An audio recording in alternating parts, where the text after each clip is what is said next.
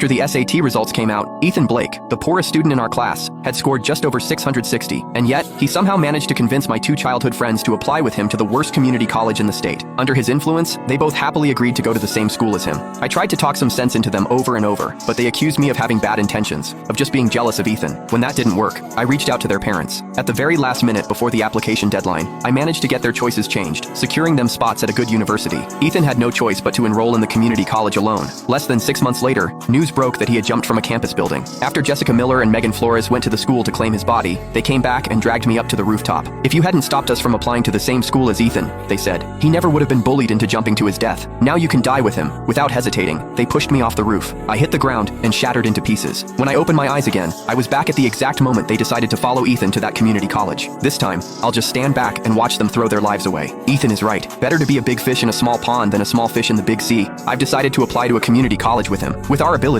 even at a community college, we'll still be the standout figures. Seeing Jessica and Megan agree to go with him, Ethan's face lit up with joy. Then he turned his gaze toward me. Ryan, you should come with us too. The four of us have always been a team. I really don't want to be separated from you all. Looking at the three familiar faces before me, it hit me all at once. I had been reborn. I had returned to the moment right after the SAT scores were released. Jessica, Megan, and I had all scored above 1,400, more than enough to get into top universities in the country. But Ethan, the poor student who had only scored a little over 660, had somehow managed to persuade us to follow him to a community college instead. This time, if they wanted to go, they could go. I wouldn't waste a single word trying to stop them again. I stood up immediately. Choosing a college is a major decision. I'm going home to discuss it with my parents before I fill out my application. Ethan's expression instantly turned pitiful. Ryan, do you not want to stay with us anymore? I had already seen through his manipulative act in my previous life. I had no intention of getting tangled up with him any further. In this life, I just wanted to stay far away from these three unhinged people and live in peace. I turned to leave and started packing my things, but Jessica and Megan blocked my way. Ryan Jenkins, what's that supposed to mean? Ethan made a kind suggestion. Are you going or not? Give us a straight answer. We don't have time to wait for you. You're already 18. Can't you make up your own mind? Where you go to college? Don't you even know that yourself? Looking at them, the vicious expressions from my previous life suddenly flashed in my mind. The moment they had shoved me off a 36-story building, a chill ran down my spine. If that's how it is, then I'll be blunt. My first choice will definitely be Harvard